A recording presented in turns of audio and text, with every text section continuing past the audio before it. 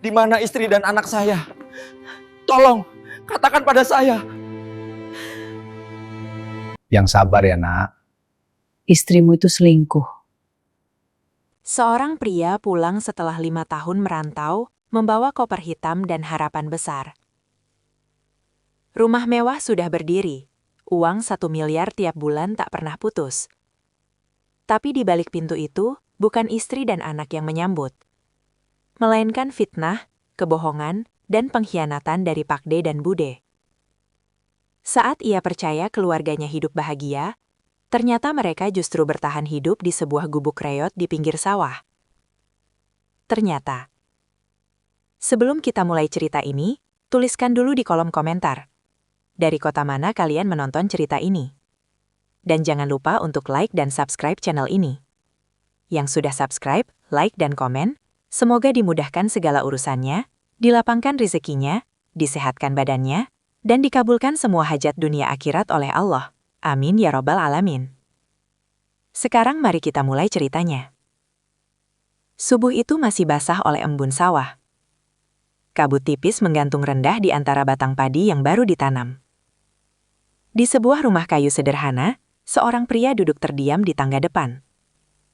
Tas ransel lusuh tergeletak di samping kakinya. Di dalam rumah, tangisan bayi pelan terdengar, bercampur dengan isak yang ditahan. Ia memandang halaman tanah yang sebentar lagi akan ia tinggalkan. Kampung ini terlalu kecil untuk mimpinya. Terlalu sempit untuk harapannya memperbaiki hidup. Bukan karena ia tak mencintai rumah ini. Justru karena terlalu cinta, ia memilih pergi. Di balik pintu, istrinya berdiri sambil menggendong anak mereka yang baru berusia 1 tahun. Wajah perempuan itu pucat. Matanya sembab, tapi senyumnya dipaksakan. Tangannya gemetar saat merapikan kerah kemeja suaminya. Ia berkata akan pergi 5 tahun. Tidak lama, katanya. 5 tahun hanya sebentar jika dibandingkan hidup miskin yang terus mengintai. Ia berjanji akan pulang membawa perubahan. Rumah yang layak, masa depan yang lebih baik, pendidikan yang tak perlu dihitung dengan hutang. Anak kecil itu menatap wajah ayahnya tanpa mengerti apa arti perpisahan. Tangannya meraih kancing baju, tertawa polos. Tak tahu bahwa suara itu akan menjadi rindu terpanjang dalam hidup sang ayah. Pak D dan Bude datang pagi itu. Mereka bicara lembut, menepuk bahu sang pria, meyakinkan bahwa istri dan anaknya akan dijaga seperti darah daging sendiri. Kata-kata mereka terdengar tulus. Senyum mereka terlihat hangat. Tak ada alasan untuk curiga. Dengan hati berat, pria itu menyerahkan semua. Istri, anak, kepercayaan, bahkan masa depannya. Ia pergi dengan keyakinan bahwa keluarganya berada di tangan yang tepat. Bus yang membawanya pergi perlahan menjauh. Dari kaca jendela, ia melihat istrinya mengejar beberapa langkah, lalu berhenti. Tangannya terangkat, melambaikan perpisahan. Tangisnya pecah saat bus berbelok di ujung jalan kampung. Di dalam dadanya, ada rasa sakit yang ia tekan dalam-dalam. Ia bersumpah pada dirinya sendiri. Pengorbanan ini tidak boleh sia-sia. Ia akan bekerja sekuat tenaga. Ia akan menebus semua air mata pagi ini. Dan jauh di belakangnya, di rumah kayu itu, tak ada yang tahu bahwa keputusan pagi itu akan menjadi awal dari luka paling kejam yang pernah dialami sebuah keluarga. Negeri itu menyambutnya tanpa belas kasihan. Udara dingin menusuk tulang, bahasa yang asing terdengar seperti dinding tinggi yang tak bisa ia panjat. Hari pertamanya bekerja langsung mengajarinya satu hal. Di sini tak ada ruang untuk lemah. Jika berhenti, ia akan tergilas. Jika menyerah, keluarganya di kampung ikut jatuh bersamanya. Ia bekerja di tempat yang jam kerjanya panjang dan melelahkan. Pagi belum benar-benar terang ketika ia berangkat, malam sudah terlalu larut saat ia kembali. Tangannya kapalan, punggungnya sering terasa seperti patah, namun tak sekalipun ia mengeluh. Setiap tetes keringat selalu ia hitung sebagai langkah menuju masa depan anak dan istrinya. Di kamar sempit berukuran tak lebih dari beberapa langkah kaki, ia tidur bersama beberapa perantau lain. Bau keringat bercampur dengan sunyi. Setiap malam sebelum memejamkan mata, ia selalu membuka ponsel, menatap foto anaknya yang masih bayi.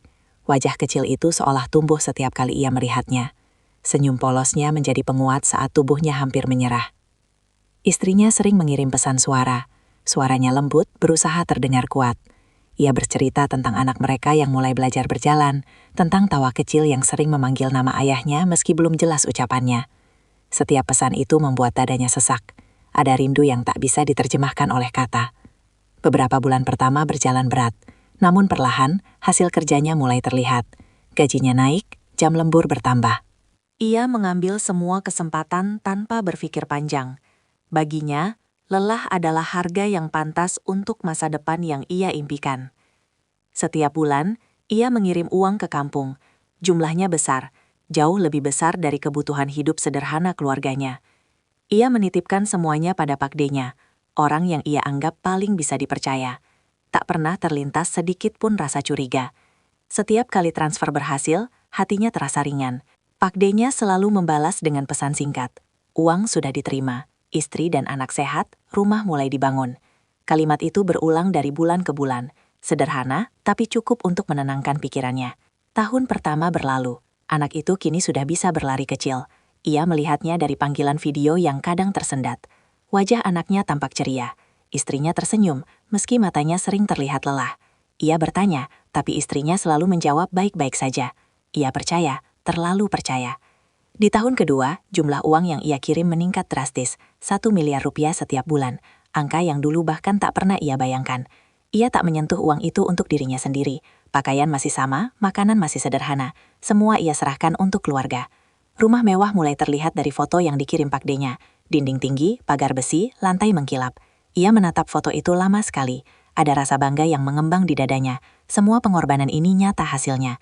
Namun di sela rasa bangga itu ada hal kecil yang tak ia sadari. Istrinya mulai jarang mengirim pesan.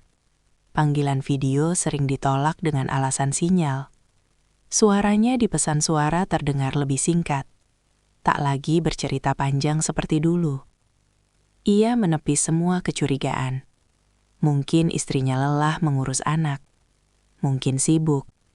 Mungkin sinyal memang buruk. Ia memilih percaya daripada berpikir macam-macam. Tahun ketiga datang dengan beban yang lebih berat. Tubuhnya mulai sering sakit. Bahunya nyeri. Kepalanya sering pusing. Namun ia menolak berhenti. Ia bahkan mengambil pekerjaan tambahan. Malam menjadi lebih pendek. Tidurnya sering tak sampai 4 jam. Setiap kali hampir jatuh, ia mengingat wajah anaknya. Mengingat rumah mewah yang sebentar lagi akan selesai. Mengingat janjinya di pagi berkabut 5 tahun lalu. Pakde dan Bude sesekali mengirim pesan menanyakan kabar. Nada mereka selalu ramah. Selalu penuh doa. Mereka memuji ketekunannya. Mereka berkata, keluarganya beruntung memiliki suami dan ayah sepertinya. Ia tak tahu bahwa di balik kata-kata itu, ada sesuatu yang sedang berubah perlahan. Di tahun keempat, ia mulai jarang mendengar kabar langsung dari istrinya. Hampir semua informasi datang dari Pakde dan Bude. Mereka bilang istrinya sering sakit. Anak sering rewel. Mereka meminta tambahan uang untuk biaya ini dan itu. Tanpa banyak tanya, ia mengirim. Bahkan lebih dari yang diminta. Baginya, selama keluarga baik-baik saja, tak ada yang perlu ia pertanyakan. Malam-malamnya semakin sunyi. Ia sering terbangun dan menatap langit-langit kamar. Ada perasaan kosong yang tak bisa dijelaskan. Rindu yang tak lagi hangat, tapi menusuk. Ia mencoba menelepon istrinya berkali-kali. Tak diangkat. Pesannya dibalas singkat. Katanya capek. Katanya nanti saja. Ia mulai merasa jauh, namun kembali memilih diam. Di tahun kelima, rumah itu dinyatakan selesai. Pakdenya mengirim foto terakhir. Rumah itu berdiri megah di tengah kampung. Jauh berbeda dari rumah kayu yang ia tinggalkan. Tetangga katanya kagum. Semua memuji keberhasilannya. Ia menangis melihat foto itu. Tangis lega, tangis bangga, tangis rindu. Ia mengajukan cuti panjang. Mengemas koper hitam yang telah menemaninya bertahun-tahun. Ia membeli hadiah untuk anaknya. Sepatu kecil, mainan, pakaian yang rapi untuk istrinya. Di bandara, ia berdiri memandangi layar keberangkatan. Tangannya gemetar menahan haru. 5 tahun terasa seperti seumur hidup. Ia akan pulang, ia akan memeluk mereka. Ia akan menebus semua waktu yang hilang. Ia tak tahu bahwa kepulangannya bukanlah akhir dari perjuangan, melainkan awal dari kenyataan paling pahit yang belum pernah ia bayangkan. Rumah itu berdiri megah di tengah kampung, seperti benda asing yang tiba-tiba jatuh dari langit. Dindingnya tinggi, catnya mengkilap, pagar besinya menjulang, kontras dengan rumah-rumah kayu di sekitarnya. Setiap kali foto rumah itu muncul di layar ponselnya, dadanya selalu terasa hangat. Ada kebanggaan yang tak bisa ia sembunyikan. Itu bukan sekadar bangunan, melainkan bukti dari 5 tahun hidup yang ia korbankan. Di negeri orang, ia sering memperlihatkan foto itu pada teman sesama perantau. Mereka mengangguk kagum. Ada yang memuji kegigihannya, ada yang berkata, ia beruntung punya keluarga yang setia menunggu. Setiap pujian itu ia terima dengan senyum lelah. Tak ada yang tahu berapa banyak malam ia menangis sendirian di kamar sempit. Ia membayangkan anaknya berlari di halaman rumah itu, membayangkan istrinya duduk di ruang tamu yang terang, tak lagi kepanasan atau kehujanan. Semua itu menjadi alasan ia terus bertahan. Pak D-nya rajin mengirim perkembangan pembangunan. Pondasi selesai, dinding naik, atap terpasang. Setiap pesan selalu disertai ucapan terima kasih dan doa. Nada mereka terdengar tulus, bahkan terlalu tulus. Ia tak pernah merasa ada yang janggal. Namun, ada satu hal kecil yang mulai berubah tanpa ia sadari. Dalam setiap foto rumah, tak pernah terlihat istrinya, tak pernah terlihat anaknya, hanya sudut bangunan, halaman kosong, atau Pak D dan Bude yang berdiri tersenyum di depan rumah. Awalnya ia tak memikirkan itu, mungkin istrinya sedang di dalam rumah. Mungkin anaknya sedang tidur. Alasan-alasan itu ia ciptakan sendiri agar hatinya tetap tenang. Di tahun ketiga, rumah lama yang ia tinggalkan sudah benar-benar kosong. Ia tahu dari cerita Pak D bahwa semua barang lama dipindahkan. Katanya, agar istrinya dan anak bisa menempati rumah baru dengan nyaman. Ia mengangguk, meski tak melihat satupun foto kepindahan itu. Ia mulai jarang berbicara langsung dengan istrinya. Jika ia menelepon, Pak D atau Bude yang sering mengangkat lebih dulu. Mereka berkata istrinya sedang sibuk, sedang capek, sedang tidak enak badan. Ia percaya. Ia selalu percaya. Suatu malam, setelah bekerja hampir 20 jam tanpa henti, ia memaksakan diri menelpon istrinya. Kali ini panggilan terangkat, namun suara di seberang terdengar asing. Pelan, tertahan, seperti seseorang yang sedang berada di dekat orang lain. Istrinya hanya menjawab singkat, menanyakan kabarnya, mengatakan anak mereka sudah besar. Tak ada cerita panjang, tak ada tawa kecil seperti dulu. Panggilan itu berakhir cepat. Setelahnya, ia duduk lama di tepi ranjang. Ada rasa kosong yang aneh. Seperti ada jarak tak kasat mata yang tumbuh di antara mereka. Ia menenangkan diri dengan berpikir bahwa waktu dan jarak memang bisa mengubah cara seseorang berbicara. Pak D dan Bude semakin sering muncul dalam hidupnya. Mereka mengabari tentang tetangga yang iri, tentang orang-orang yang kagum pada rumah mewah itu, tentang betapa istrinya kini dihormati di kampung. Semua cerita itu terdengar indah. Namun di balik cerita indah itu, selalu ada permintaan tambahan. Untuk perabot, untuk perbaikan kecil, untuk kebutuhan yang katanya mendesak. Ia tak pernah menolak, bahkan tak pernah menanyakan rinciannya. Ia merasa tanggung jawabnya belum selesai selama ia belum pulang. Di tahun keempat, rumah itu benar-benar rampung. Pak D-nya mengirim video singkat. Kamera berputar memperlihatkan ruang demi ruang. Lantai marmer, tangga besar, kamar-kamar luas. Ia menatap layar tanpa berkedip. Air matanya jatuh tanpa ia sadari. Ia teringat pagi berkabut saat ia pergi. Tangisan istrinya, tangannya yang gemetar. Semua rasa sakit itu terasa terbayar. Namun lagi-lagi, tak ada satupun wajah istri dan anaknya di video itu. Ia mulai merasa gelisah. Ia mencoba bertanya pelan pada Pak D-nya. Apakah istrinya betah di rumah baru? Jawaban yang datang terdengar singkat. Betah, tapi sering keluar rumah. Katanya banyak yang iri. Ia tak tahu mengapa kata sering keluar rumah itu terasa ganjil di telinganya. Sejak saat itu, komunikasi dengan istrinya hampir terputus. Pesannya sering tak dibalas. Jika dibalas, jawabannya pendek, datar, tak ada emosi. Ia ingin bertanya lebih jauh, tapi setiap kali hendak bertanya, Pak D dan Bude selalu menyela dengan cerita lain. Ia mulai menahan rindu dengan cara yang berbeda.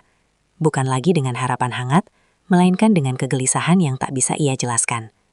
Di tahun kelima, ia memutuskan untuk pulang. Bukan hanya karena rumah itu selesai, tapi karena hatinya lelah menunggu tanpa kepastian.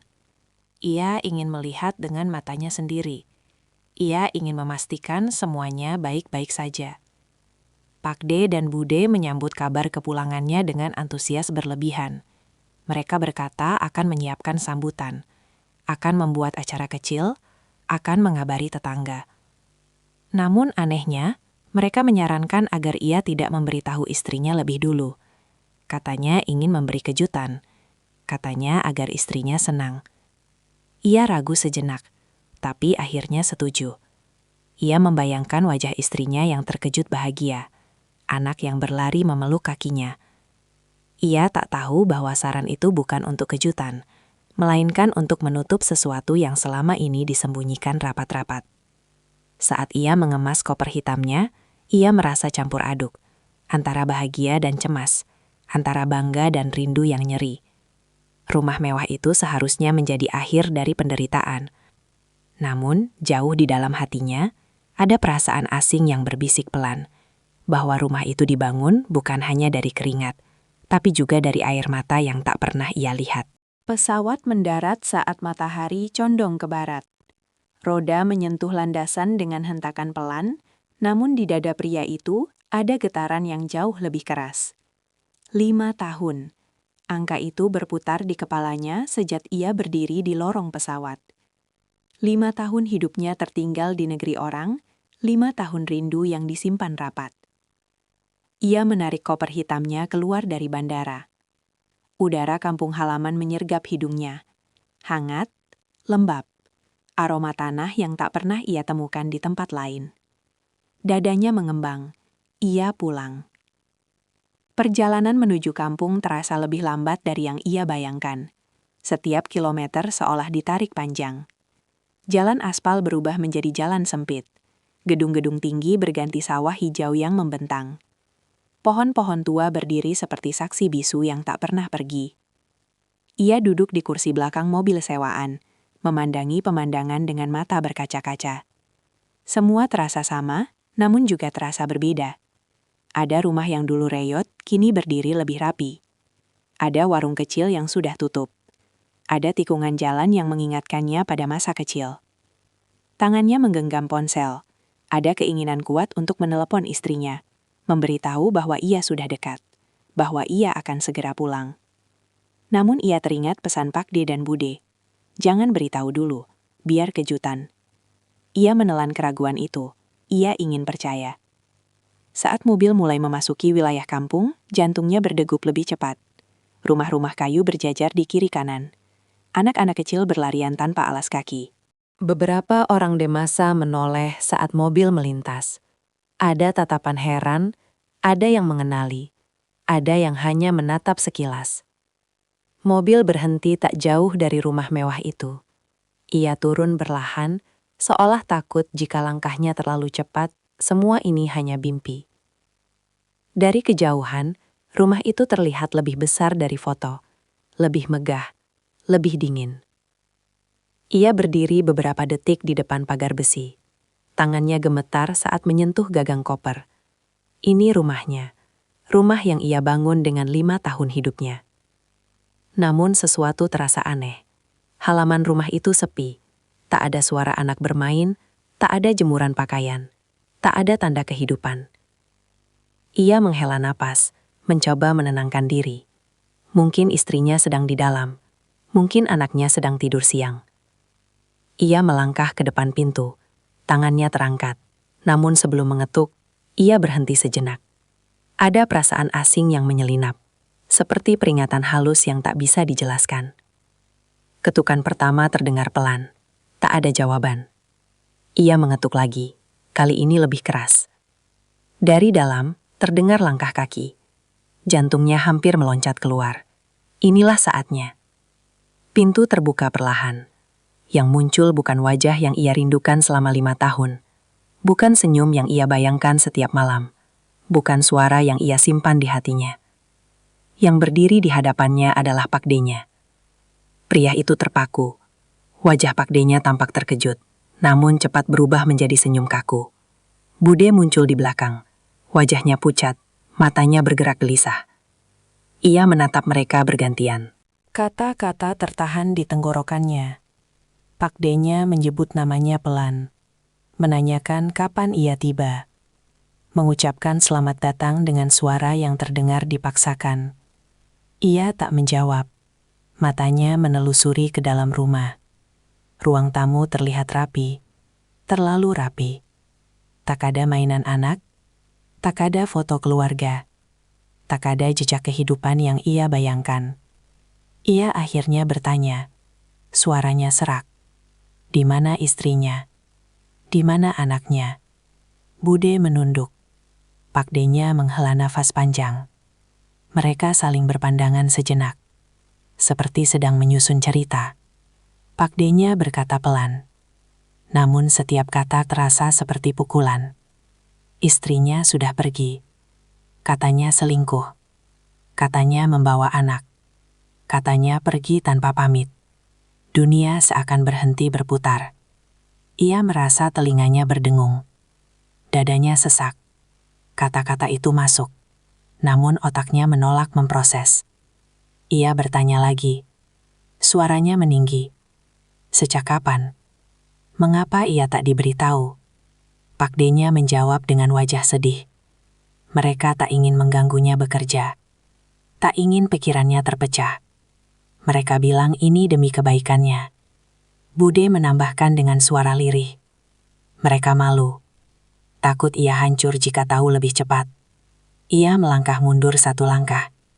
Koper hitamnya jatuh ke tanah dengan suara berat. Tangannya gemetar. Kakinya terasa lemas. Ia mencoba mengingat semua pesan istrinya. Semua suara. Semua janji. Tak ada yang masuk akal. Ia bertanya di mana sekarang istri dan anaknya. Pak D-nya menggeleng. Katanya tak tahu. Katanya mereka sudah pergi jauh. Ada sesuatu dalam nada suara itu yang membuat bulu kuduknya meremang. Ia menatap wajah Pak D dan Bude dengan mata basah. Ada kemarahan, ada kebingungan, ada luka yang tiba-tiba menganga. Namun di balik semua itu, ada satu hal yang tak bisa ia abaikan. Cara Pak D-nya menghindari tatapan, cara Budenya menggenggam ujung bajunya erat-erat. Cara rumah itu terasa seperti bukan rumah. Ia melangkah masuk ke ruang tamu, duduk di kursi empuk yang tak pernah ia duduki sebelumnya. Rumah itu megah, tapi dingin. Sunyi, kosong. Di kepalanya satu kalimat terus berputar. Jika semua ini benar, mengapa hatinya menolak percaya? Dan untuk pertama kalinya sejak ia pulang, ia merasa bahwa kepulangannya bukan membawa akhir bahagia, melainkan membuka pintu menuju sesuatu yang jauh lebih gelap dari yang ia bayangkan. Malam turun perlahan di rumah mewah itu, membawa hawa dingin yang tak sebanding dengan panas di dada pria itu. Lampu-lampu rumah menyala terang, memantulkan cahaya di lantai mengkilap, namun tak satu pun sudut terasa hangat. Ia duduk diam di sofa empuk yang seharusnya menjadi tempat berkumpul keluarganya. Tangannya saling menggenggam, seakan takut jika dilepaskan, semua ini akan runtuh. Pak D duduk di seberangnya. Bude mondar-mandir di dapur, sesekali melirik dengan wajah gelisah. Mereka menyuguhkan minuman hangat, menyodorkan makanan, tapi tak satu pun disentuh. Tenggorokannya terlalu sempit untuk menerima apapun. Ia memecah keheningan, meminta mereka mengulang cerita itu sekali lagi, perlahan, tanpa ada yang disembunyikan. Pak D menghela napas panjang, lalu mulai bercerita. Katanya, 2 tahun lalu istrinya berubah, sering keluar rumah, sering pulang larut, mulai jarang mengurus anak. Hingga suatu hari, ia pergi membawa anak tanpa pamit. Tetangga katanya, melihat ia pergi dengan seorang pria. Setiap kata terasa tajam, namun semakin panjang cerita itu disampaikan, semakin aneh rasanya di telinga. Cerita itu terdengar seperti hafalan, terlalu rapi, terlalu lancar. Ia bertanya, mengapa tak ada satupun kabar yang sampai padanya? Pak D menjawab dengan nada penuh iba. Mereka takut ia terganggu, takut pekerjaannya berantakan, takut ia jatuh sakit di negeri orang. Bude ikut bicara, matanya berkaca-kaca. Katanya, mereka sudah berusaha menahan istrinya, menasehati. mengingatkan tentang anak. Tapi perempuan itu keras kepala. Ia mendengarkan, namun hatinya tak ikut percaya. Ada sesuatu yang mengganjal. Istrinya bukan perempuan seperti itu. Ia mengenalnya. Ia hidup bersamanya. Ia tahu bagaimana istrinya menangis saat ia pergi. Bagaimana istrinya bertahan di rumah kayu dengan anak kecil di gendongan. Ia bertanya tentang anaknya. Bagaimana bisa seorang ibu meninggalkan segalanya begitu saja? Pak D menjawab singkat. Katanya terpengaruh. Katanya gelap mata. Jawaban itu tidak memuaskan. Tidak menjelaskan apapun. Ia menatap sekeliling rumah. Rumah ini penuh barang mahal. Sofa empuk, televisi besar, lemari kaca berisi perabot baru. Namun tak ada satupun benda kecil yang menandakan keberadaan anak. Tak ada sepatu kecil. Tak ada botol susu. Tak ada coretan di dinding. Ia bertanya kemana semua barang anaknya. Bude terdiam sejenak sebelum menjawab. Katanya sudah dibawa istrinya. Namun di dalam dadanya, ada suara yang berbisik pelan. Jika benar anak itu dibawa pergi, mengapa tak ada satupun bekas kehidupan yang tertinggal? Malam semakin larut. Pak D menawarkan kamar untuknya beristirahat. Kamar utama. Kamar yang seharusnya ditempati ia bersama istrinya. Ia melangkah ke kamar itu dengan perasaan hampa. Di dalam kamar, rancang besar terbentang rapi. Spraynya bersih. Terlalu bersih. Tak ada aroma yang ia kenal. Tak ada sentuhan yang terasa akrab. Ia duduk di tepi ranjang. Kepalanya dipenuhi bayangan wajah anaknya. Ia mencoba menghubungi ponsel istrinya. Tak aktif. Ia mencoba lagi. Tetap tak aktif. Ia menutup wajah dengan kedua tangan. Nafasnya berat. Ia ingin berteriak. Tapi suaranya seakan tertelan ruang kosong. Di luar kamar, ia mendengar suara Pak D dan Bude berbicara pelan. Ia tak bisa menangkap kata-katanya jelas. Tapi nada suara mereka membuat dadanya semakin sesak. Ada ketegangan. Ada kegelisahan. Ia memutuskan untuk keluar kamar. Langkahnya pelan, hampir tak bersuara. Dari balik dinding, ia mendengar potongan kalimat. Tentang uang, tentang jangan sampai ketahuan, tentang harus hati-hati bicara. Ia berdiri terpaku, tubuhnya dingin, jantungnya berdegup tak beraturan. Ia kembali ke kamar tanpa suara, duduk kembali di ranjang. Kali ini air matanya jatuh tanpa bisa ditahan. Bukan hanya karena kehilangan, tapi karena firasat buruk yang semakin kuat. Kagi datang dengan cepat, seolah malam tak ingin memberinya waktu untuk berpikir. Sarapan disajikan di meja makan besar. Pak D dan Bude bersikap seolah semuanya baik-baik saja. Mereka bercanda ringan, membicarakan hal-hal sepele. Ia ikut duduk, namun pikirannya melayang. Setiap gerak mereka kini terasa diawasi oleh kecurigaan. Ia meminta izin untuk keluar sebentar. Katanya ingin berjalan-jalan di kampung. Pak D tampak ragu, tapi akhirnya mengangguk. Bude menyarankan agar ia ditemani. Ia menolak halus. Langkahnya membawanya menyusuri jalan kampung. Banyak wajah menatapnya. Ada yang tersenyum, ada yang menunduk. Beberapa ibu-ibu berbisik pelan saat ia lewat. Ia menangkap tatapan iba di mata mereka. Ia berhenti di depan warung kecil. Membeli minuman, lalu mencoba mengobrol ringan dengan pemilik warung. Menanyakan kabar kampung, menyebut namanya sendiri. Reaksi perempuan itu membuat dadanya bergetar. Wajahnya berubah kaku. Matanya menatap iba. Perempuan itu berkata pelan. Banyak yang ingin bicara, tapi takut. Banyak yang tahu, tapi tak berani. Kalimat itu menancap dalam. Ia melangkah pergi dengan kepala penuh pertanyaan. Cerita Pak D dan Bude mulai retak. Ada celah yang semakin lebar. Ia merasa dikelilingi kebohongan yang rapi, namun rapuh. Saat kembali ke rumah, Pak D menyambutnya dengan senyum yang dipaksakan. Menanyakan kemana saja ia pergi. Nada suaranya terdengar terlalu ingin tahu. Ia menjawab singkat. Ia memilih diam. Namun dalam diam itu, tekad mulai tumbuh. Ia tidak akan berhenti sampai menemukan kebenaran. Karena jauh di dalam hatinya, ia tahu satu hal. Istri dan anaknya tidak menghilang begitu saja. Mereka diambil, disingkirkan, dan orang yang berdiri paling dekat dengannya menyimpan rahasia yang jauh lebih gelap dari sekadar cerita perselingkuhan. Langit pagi tampak pucat. seolah enggan memberi warna pada hari yang baru.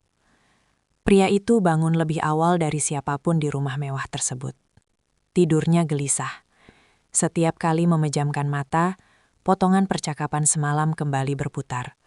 Tentang uang, tentang jangan sampai ketahuan, tentang hati-hati bicara. Kalimat-kalimat itu menempel seperti duri. Ia keluar kamar tanpa suara. Rumah masih sunyi. Pak D dan Bude belum terlihat. Ia berdiri sejenak di ruang tamu, menatap dinding kosong yang seharusnya dipenuhi foto keluarga. Tidak ada satupun potret istrinya. Tidak ada foto anaknya. Seolah mereka tak pernah ada di rumah ini. Ia melangkah keluar. Udara pagi kampung terasa lembab. Jalan tanah masih basah oleh embun. Ia berjalan tanpa tujuan jelas, hanya mengikuti dorongan hati. Setiap langkah menjauhkannya dari rumah mewah itu, namun mendekatkannya pada sesuatu yang selama ini ditutup rapat. Di ujung jalan, ia melihat seorang kakek duduk di bangku kayu, menyalakan rokok linting. Wajah itu terasa familiar. Ia menyapa pelan, menyebut namanya sendiri. Kakek itu menatap lama, lalu menghela napas berat. Kakek itu berkata, ia tahu siapa pria ini. Semua orang di kampung tahu. Tentang merantau ke luar negeri, tentang rumah mewah yang berdiri tiba-tiba, tentang uang besar yang mengalir tiap bulan. Namun saat pria itu menanyakan tentang istri dan anaknya, kakek itu terdiam lama. Tatapan kakek itu beralih ke rumah mewah di kejauhan, lalu kembali menatap wajah pria itu. Ada rasa iba yang tak bisa disembunyikan. Ia berkata pelan, banyak hal yang tak seperti yang terlihat. Banyak cerita yang tak pernah sampai ke telinga pria ini. Sebelum pria itu sempat bertanya lebih jauh, kakek itu berdiri dan pergi, meninggalkan rasa penasaran yang makin menyala. Ia melanjutkan langkah, menyusuri gang-gang kecil yang jarang ia lewati dulu. Beberapa warga menunduk saat berpapasan. Ada yang berpura-pura sibuk, ada yang menghindar. Sikap itu semakin menguatkan kecurigaannya. Di dekat musola kecil, ia melihat seorang perempuan paruh baya sedang menyapu halaman. Ia mengenal wajah itu. Tetangga lama yang dulu sering berbincang dengan istrinya. Ia mendekat dan menyapa. Perempuan itu terkejut. Sapunya berhenti. Matanya membesar. Ia tampak ragu, lalu mengajak pria itu menjauh sedikit dari jalan utama. Suaranya bergetar saat mulai bicara. Ia berkata, istrinya tidak pernah selingkuh, tidak pernah kabur. Justru sebaliknya. 2 tahun lalu, perempuan itu datang ke rumahnya dengan mata sembab dan anak yang kurus di gendongan. Ia meminta bantuan. Ia bercerita bahwa ia diusir. Pria itu merasa dunia kembali runtuh di bawah kakinya. Ia bertanya siapa yang mengusir. Perempuan itu menunduk. Ia tak menyebut nama, tapi tatapannya mengarah jelas ke satu rumah. Perempuan itu melanjutkan. Istri dan anaknya dipaksa pergi dengan alasan rumah akan dipakai. Katanya mereka tidak punya hak lagi. Uang dari suaminya disebut sudah diatur oleh orang tua. Istri itu tidak diberi apapun selain pakaian yang menempel di badan. Anak itu menangis. Istrinya memohon, tapi pintu ditutup. Pria itu menggenggam tangannya sendiri erat-erat. Kukunya menancap ke telapak. Dadanya sesak. Nafasnya pendek. Ia bertanya kemana istrinya pergi setelah itu. Perempuan itu menjawab, mereka berpindah-pindah. Kadang menumpang, kadang tinggal di gubuk kosong dekat sawah, bertahan dengan apa adanya. Ia ingin berteriak, ingin kembali ke rumah dan menuntut jawaban. Namun ia menahan diri. Amarahnya kini bercampur tekad. Ia perlu melihat sendiri. Ia perlu memastikan. Perempuan itu menambahkan satu hal lagi. Selama 2 tahun terakhir, Pak D dan Bude selalu mengatakan pada warga bahwa istrinya sudah pergi jauh. Mereka melarang siapapun menghubungi pria itu. Mereka bilang semua sudah diurus. Setiap kata terasa seperti cambukan. Pria itu berpamitan dengan kepala berat. Langkahnya kini lebih cepat. Tujuannya jelas, sawah di ujung kampung. Jalan menuju sawah sunyi. Angin menggerakkan padi yang mulai menguning. Di kejauhan, terlihat gubuk kecil berdiri miring. Atapnya sebagian roboh. Dindingnya dari anyaman bambu yang mulai lapuk. Dadanya berdegup keras. Ada rasa takut yang belum pernah ia rasakan sebelumnya. Takut melihat kenyataan. Takut jika semua yang ia dengar benar. Namun kakinya terus melangkah. Saat ia semakin dekat, ia mendengar suara batu kecil. Suara yang terasa asing, namun juga sangat dikenal. Jantungnya seakan berhenti sesaat. Ia berhenti beberapa langkah dari gubuk itu. Tangannya gemetar. Nafasnya tertahan. Di dalam kepalanya, bayangan anak kecil yang ia tinggalkan 5 tahun lalu bercampur dengan ketakutan akan apa yang akan ia lihat. Ia belum berani memanggil nama, belum berani melangkah masuk. Kakinya terasa berat, seolah tanah menahannya. Di belakangnya, matahari mulai naik. Cahayanya jatuh tepat di gubuk reot itu, menyinarinya tanpa ampun. Dan di saat itulah, ia tahu. Semua cerita indah tentang rumah mewah, tentang kesuksesan, tentang keluarga bahagia, hanyalah lapisan tipis yang menutupi luka paling dalam hidupnya. Namun, ia belum siap menghadapi apa yang menantinya di balik dinding bambu itu. Langkahnya akhirnya bergerak, meski kakinya terasa bukan miliknya sendiri. Tanah di sekitar sawah lembek, menempel di sepatu yang ia kenakan. Namun ia tak peduli. Pandangannya terkunci pada gubuk reot itu. Semakin dekat, semakin jelas betapa rapuhnya bangunan tersebut. Dinding bambunya bolong di beberapa bagian. Atap sengnya berkarat dan miring, seolah bisa runtuh kapan saja. Ia berhenti tepat di depan pintu yang hanya berupa kain lusuh menggantung. Nafasnya tercekat. Jantungnya berdegup begitu keras hingga telinganya berdengung. Tangannya terangkat, namun menggantung di udara. Ada ketakutan yang menahan. Ketakutan yang tidak pernah ia rasakan bahkan di negeri orang, saat tubuhnya hampir ambruk karena kelelahan. Dari dalam gubuk, terdengar suara batu kecil lagi.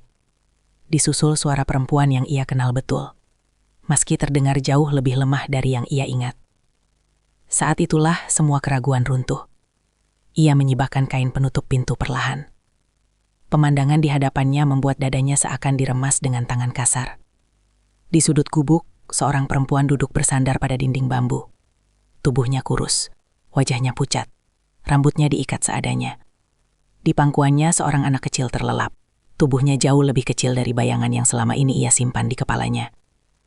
Anaknya. Anak yang ia tinggalkan 5 tahun lalu kini tampak kurus, kulitnya kusam, pakaiannya lusuh. Nafas kecil itu terdengar berat, seolah setiap tarikan udara adalah perjuangan. Istrinya mengangkat wajah saat mendengar suara kain bergerak. Matanya membesar, wajahnya berubah pucat, bibirnya bergetar. Ia menatap pria itu lama, seakan takut yang berdiri di depannya hanyalah bayangan. Perlahan, perempuan itu berdiri. Kakinya tampak gemetar. Ia melangkah 1 langkah, lalu berhenti. Suaranya keluar lirih, hampir tak terdengar. Ia memanggil nama suaminya. Seketika pria itu merasa lututnya lemas. Semua kekuatan yang selama ini ia banggakan runtuh. Ia melangkah cepat dan memeluk istrinya. Pelukan itu erat, gemetar, penuh tangis yang tertahan terlalu lama. Istrinya terisak. Tangannya mencengkram baju suaminya, seolah takut dilepaskan. Anak kecil itu terbangun, menangis pelan karena kaget. Tangis yang menusuk telinga pria itu lebih tajam dari apapun. Ia berlutut, memeluk anaknya. Menyentuh pipi kecil itu dengan tangan gemetar. Anak itu menatapnya dengan mata bingung. Tak ada pengenalan, tak ada ingatan. Hanya tatapan polos yang tak tahu siapa pria di depannya. Dadanya hancur. Ia memanggil nama anak itu berulang kali. Suaranya pecah. Anak itu akhirnya berhenti menangis, menatap wajahnya lama, lalu memalingkan wajah dan kembali bersandar ke dada ibunya. Di gubuk sempit itu, tak ada yang bisa disembunyikan. Tak ada kemewahan, tak ada kenyamanan. Hanya tikar tipis, beberapa pakaian lusuh, dan sisa makanan di wadah plastik. Istrinya mengusap air mata. Ia bercerita pelan, seakan takut suaranya didengar angin. 2 tahun lalu, Pak D dan Bude datang dengan wajah keras. Mereka berkata, rumah akan dipakai, bahwa semua uang sudah diatur, bahwa ia tak punya hak apapun. Jika tak pergi, mereka akan membuatnya terlihat buruk di mata kampung. Ia diusir. Ia mencoba menghubungi suaminya, tapi ponselnya dirampas, nomornya diblokir. Setiap kali ia meminjam ponsel tetangga, selalu ada yang mengawasi. Pak D dan Bude menyebarkan cerita bahwa ia perempuan tak tahu diri, bahwa ia selingkuh, bahwa ia membawa malu. Ia bertahan demi anaknya. Ia berpindah dari satu tempat ke tempat lain, kadang menumpang, kadang tidur di gubuk kosong. Ia bekerja apa saja, mencuci, membersihkan sawah, menjual makanan kecil. Semua demi memberi makan anaknya. Anak itu sering sakit, panas, batuk. Tapi ia tak punya uang untuk berobat. Ia hanya bisa berdoa, memeluk tubuh kecil itu setiap malam sambil menangis dalam diam. Pria itu mendengarkan dengan tangan mengepal. Setiap kata seperti pisau. Uang yang ia kirim 1 miliar setiap bulan tak pernah sampai ke tangan orang yang seharusnya. Semua ditahan, semua dikuasai. Ia menatap gubuk itu lagi. Tanahnya basah, udara dingin. Ia membayangkan istrinya tidur di tempat ini saat hujan turun. Membayangkan anaknya menggigil di malam hari. Sementara rumah mewah berdiri megah, kosong dari cinta. Amarahnya naik, namun tertahan oleh tangis anaknya yang kembali batuk kecil. Ia berjanji pelan di hadapan mereka. Tak ada lagi air mata di tempat ini. Tak ada lagi kelaparan. Tak ada lagi ketakutan. Namun ia tahu, sebelum semua itu terjadi, ada satu hal yang harus ia hadapi. Orang-orang yang telah merampas segalanya darinya dengan wajah keluarga. Ia memeluk istrinya sekali lagi. Kali ini lebih kuat, lebih tegas. Dan di tengah sawah yang sunyi, di dalam gubuk reyot yang hampir roboh, kebenaran akhirnya berdiri telanjang, tanpa kebohongan, tanpa fitnah. Namun jalan menuju keadilan masih panjang, dan luka ini belum selesai berdarah. Pria itu duduk di tanah gubuk dengan punggung bersandar pada dinding bambu yang dingin. Tangannya masih memeluk anaknya yang tertidur kembali di dada ibunya. Setiap helaan napas kecil itu terasa seperti pengingat kejam tentang waktu yang telah dicuri darinya. Waktu yang seharusnya ia habiskan sebagai ayah, bukan sebagai bayangan yang hanya dikenal lewat foto. Istrinya menyandarkan kepala di bahunya. Tubuh perempuan itu gemetar. Bukan karena dingin pagi, melainkan karena ketegangan yang selama ini ia pendam sendirian. Di hadapan suaminya, ia akhirnya bisa melepas semua beban yang selama 2 tahun membungkamnya. Ia berkata, sejak diusir, hidupnya seperti berjalan di atas kaca. Setiap langkah melukai, tapi ia tak boleh berhenti. Ia takut jika berhenti, anaknya tak akan bertahan. Ia sering memandang rumah mewah itu dari kejauhan, bukan dengan iri, tapi dengan luka. Rumah itu berdiri dari uang suaminya, namun ia dan anaknya bahkan tak boleh menginjak halamannya. Pria itu menunduk, rahangnya mengeras. Di kepalanya, amarah dan rasa bersalah saling bertabrakan. Ia marah pada Pakde dan Bude yang tega melakukan ini. Namun di saat yang sama, ia marah pada dirinya sendiri. Terlalu percaya, terlalu jauh, terlalu lama meninggalkan. Ia bertanya mengapa istrinya tidak melawan. Perempuan itu tersenyum pahit. Ia melawan, katanya, berkali-kali. Namun setiap perlawanan selalu dibalas ancaman. Ancaman akan difitnah lebih kejam. Ancaman akan diambil anaknya. Ancaman akan dibuat seolah ia benar-benar perempuan buruk di mata kampung. Ia memilih diam demi anaknya. Pria itu memejamkan mata. Dadanya sesak. Setiap keputusan yang ia buat 5 tahun lalu kini terasa seperti pisau bermata dua. Kepergiannya membawa uang, namun juga membuka pintu bagi keserakahan orang yang paling ia percaya. Ia menatap wajah anaknya lebih lama. Jari kecil itu menggenggam ujung baju ibunya, seolah takut kehilangan. Ia berjanji dalam hati, tidak akan ada lagi yang mengambil apapun dari anak ini. Ia berdiri perlahan, mengusap wajah istrinya, meminta mereka bersiap. Mereka tidak akan tinggal di gubuk ini lebih lama. Namun ia juga tidak ingin gegabah. Ia tahu, Pakde dan Bude bukan orang yang akan mengaku dengan mudah. Istrinya terlihat ragu, wajahnya menegang saat mendengar nama Pakde dan Bude disebut. Trauma itu masih hidup di matanya. Namun, saat ia melihat sorot tekad di mata suaminya, ia mengangguk pelan. Mereka berjalan perlahan meninggalkan gubuk. Anak itu digendong erat. Setiap langkah terasa berat, bukan karena jarak, tapi karena kenangan pahit yang tertinggal di tempat itu.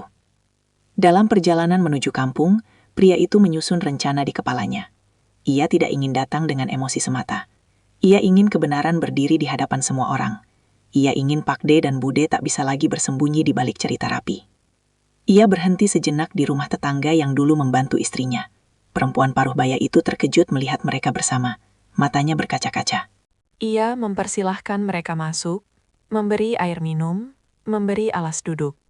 Di sana, pria itu mulai bertanya tentang tanggal pengusiran, tentang saksi, tentang siapa saja yang melihat dan mendengar. Perempuan itu menjawab dengan hati-hati, namun jujur. Ia bukan satu-satunya yang tahu. Ada beberapa orang lain.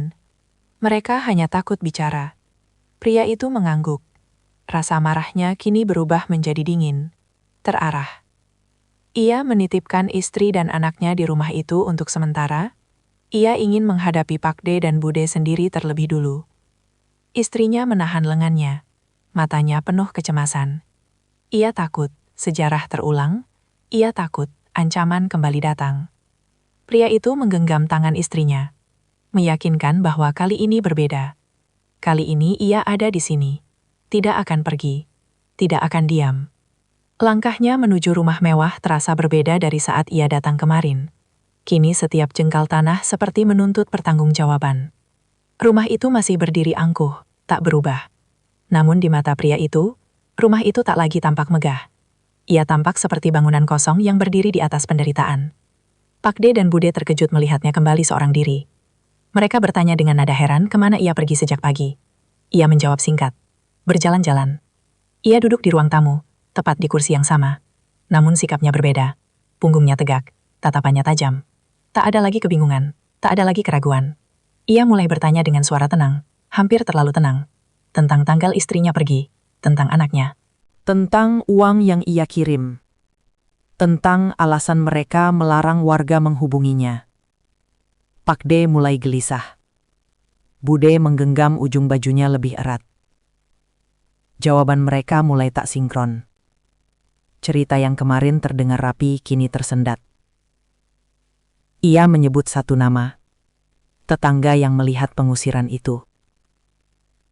Wajah Pak De berubah. Ia menyebut lokasi gubuk di sawah. Bude terperanjat. Namun pria itu belum menyebutkan bahwa ia sudah melihat sendiri. Ia ingin melihat sejauh mana kebohongan itu bertahan sebelum runtuh. Ia ingin mereka terpojok oleh kata-kata mereka sendiri. Di luar rumah, sore mulai turun. Bayangan pagar memanjang di halaman. Udara terasa berat. Dan di dalam rumah mewah itu, untuk pertama kalinya sejak dibangun, kebohongan mulai retak dari dalam. Udara di ruang tamu itu terasa menyesakan. Jam dinding berdetak pelan, namun setiap detiknya seperti palu yang memukul saraf. Pria itu duduk dengan punggung tegak. Tangannya terlipat di pangkuan. Tatapannya tak lepas dari wajah Pak De dan Bude, yang kini sulit menyembunyikan kegelisahan. Ia mengulang pertanyaannya. Kali ini lebih perlahan, lebih terukur. Ia meminta Pak De menjelaskan sekali lagi, kemana perginya uang yang ia kirim setiap bulan. 1 miliar. Angka itu ia ucapkan tanpa emosi, namun dampaknya langsung terlihat. Pak De menelan ludah. Bude menarik napas pendek. Pak De menjawab berputar. Katanya uang itu untuk kebutuhan rumah, untuk perawatan, untuk biaya hidup, untuk menjaga nama baik keluarga. Jawaban itu terdengar kosong, tidak lagi meyakinkan. Pria itu mengangguk kecil. Lalu ia bertanya lagi. Jika benar istrinya selingkuh dan pergi, mengapa selama 2 tahun terakhir mereka masih meminta tambahan uang atas nama kebutuhan istri dan anak? Pak De terdiam. Bude mencoba menyelah, namun suaranya tertahan. Ia menyebut satu tanggal. Hari ketika istrinya diusir. Pak De menoleh cepat ke arah Bude. Tatapan singkat itu cukup bagi pria itu untuk memastikan satu hal. Mereka tahu. Mereka sangat tahu. Ia berdiri. Langkahnya perlahan mengitari ruang tamu. Tangannya menyentuh meja, sofa, lemari. Semua barang mahal itu terasa asing di sentuhannya. Ia berhenti di depan dinding kosong, tempat yang seharusnya diisi foto keluarganya. Ia berkata dengan suara rendah, rumah ini dibangun dari keringatnya, dari malam tanpa tidur, dari tubuh yang hampir roboh, dari doa yang ia panjatkan setiap subuh. Dan selama itu, istrinya dan anaknya hidup seperti bukan siapa-siapa. Bude mulai menangis. Tangisnya keras, berlebihan. Ia berkata mereka hanya ingin membantu, bahwa semua ini terjadi karena keadaan, bahwa mereka takut kehilangan kendali jika istrinya terlalu ikut campur. Pria itu menoleh tajam, matanya dingin. Ia berkata, membantu tidak pernah berarti mengusir seorang ibu dan anak ke gubuk. Tangis Bude terhenti, wajahnya memucat. Pak De mencoba berdiri, mencoba menjelaskan. Katanya mereka hilaf. Katanya mereka hanya memanfaatkan sementara. Katanya nanti juga akan dikembalikan. Kata-kata itu keluar tergesa, seperti orang yang tenggelam dan meraih apa saja. Pria itu memotong. Ia berkata ia sudah melihat semuanya. Gubuk itu, anak yang kurus, istri yang sakit, 2 tahun penderitaan yang sengaja disembunyikan. Pak De jatuh terduduk, bahunya merosot, wajahnya tak lagi berwibawa. Bude terisak pelan, menutup wajah dengan kedua tangan. Pria itu melanjutkan. Ia berkata ia sudah berbicara dengan warga, dengan saksi, dengan orang-orang yang diancam untuk diam. Cerita perselingkuhan itu hanyalah fitnah yang disebar untuk menutup kejahatan mereka sendiri. Ia berkata, selama 5 tahun ia bekerja seperti mesin, sementara orang yang ia percayai menggerogoti keluarganya dari dalam. Amarahnya akhirnya keluar, suaranya meninggi. Namun bukan teriakan liar, melainkan suara luka yang pecah. Ia bertanya, bagaimana hati mereka bisa setegak itu? Bagaimana mereka bisa tidur nyenyak di rumah ini, sementara anak kecil tidur di tanah basah? Pak D mencoba mendekat. Tangannya terulur. Pria itu mundur 1 langkah. Ia tak ingin disentuh. Tidak sekarang. Ia berkata dengan tegas, mulai hari ini, mereka tidak punya hak atas rumah ini, tidak atas uangnya, tidak atas apapun yang berasal darinya. Bude menangis memohon. Ia berlutut, mengatakan mereka keluarga, mengatakan darah lebih penting dari segalanya. Ia meminta maaf berulang kali. Pria itu menatapnya lama, lalu berkata pelan, keluarga tidak memfitnah, keluarga tidak mengusir anak kecil, keluarga tidak mencuri masa depan. Ia meminta mereka mengemas barang, sekarang, tidak besok, tidak nanti. Pak D berusaha berdebat, mengatakan rumah ini atas nama mereka, mengatakan mereka punya surat. Pria itu tersenyum dingin. Ia mengeluarkan ponsel, menunjukkan bukti transfer, menunjukkan catatan, menunjukkan semua yang ia simpan rapi selama bertahun-tahun. Pak D terdiam. Semua pembelaan runtuh. Sore berubah menjadi senja. Cahaya matahari masuk dari jendela, menyinari ruangan yang dipenuhi tangis dan keheningan.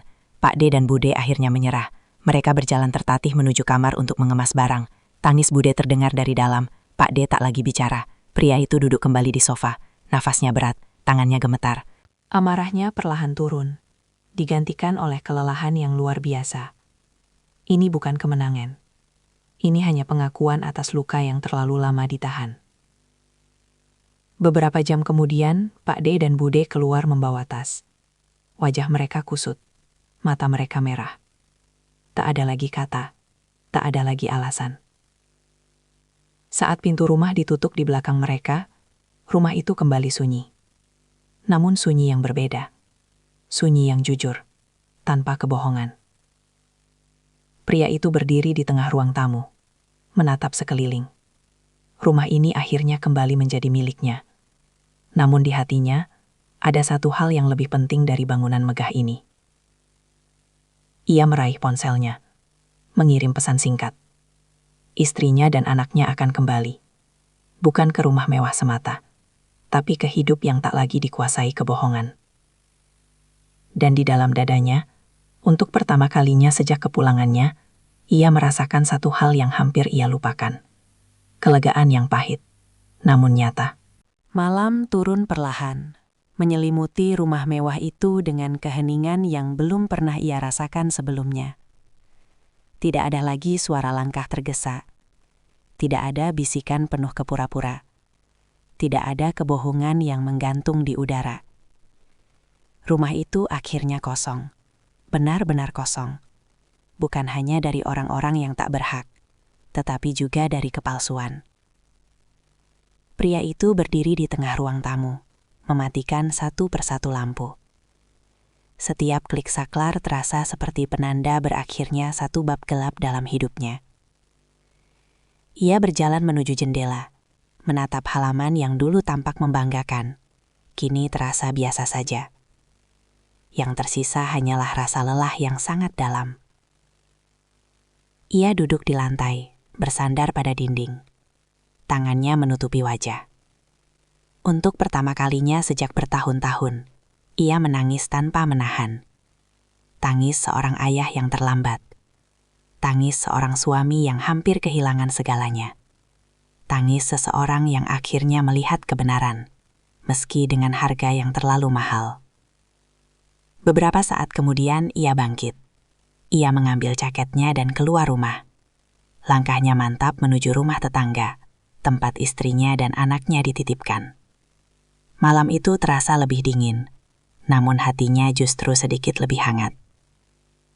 Saat pintu rumah tetangga dibuka, istrinya berdiri di sana. Wajahnya masih lelah, matanya masih menyimpan trauma, namun sorotnya berubah.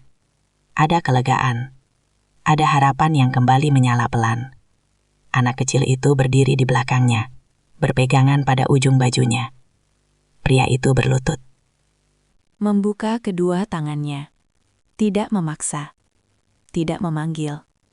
Ia hanya menunggu. Anak itu menatapnya lama. Wajah kecil itu seperti sedang menimbang. Lalu perlahan, dengan langkah ragu, anak itu maju dan memeluk lehernya. Pelukan itu ringan, namun menghantam dadanya lebih keras dari apapun yang pernah ia rasakan. Istrinya menutup mulutnya, menahan tangis. Air matanya jatuh tanpa suara. Mereka berjalan bersama menuju rumah mewah itu. Langkah mereka pelan. Tidak ada rasa bangga. Tidak ada pamer. Hanya keinginan sederhana untuk pulang bersama. Saat pintu rumah dibuka, anak itu berhenti sejenak. Menatap ruang besar yang asing. Ia menggenggam tangan ibunya erat-erat. Pria itu merasakan getaran kecil di tangan itu. Ia tahu, rumah sebesar apapun tak akan langsung menghapus ketakutan yang tertanam 2 tahun lamanya. Malam itu, mereka tidak tidur di kamar utama. Mereka memilih ruang kecil di sisi rumah. Pria itu menggelar tikar di lantai. Istrinya duduk di sampingnya. Anak itu tertidur di antara mereka. Tidak ada kasur empuk, tidak ada kemewahan. Namun untuk pertama kalinya, mereka tidur tanpa rasa takut. Pagi datang dengan cahaya lembut. Burung-burung berkicau di halaman. Anak itu bangun lebih dulu. Ia menatap sekeliling dengan mata penasaran. Pria itu tersenyum kecil, lalu mengajaknya keluar melihat halaman. Mereka berjalan tanpa alas kaki, menyentuh tanah yang masih basah. Istrinya berdiri di ambang pintu, memandangi mereka.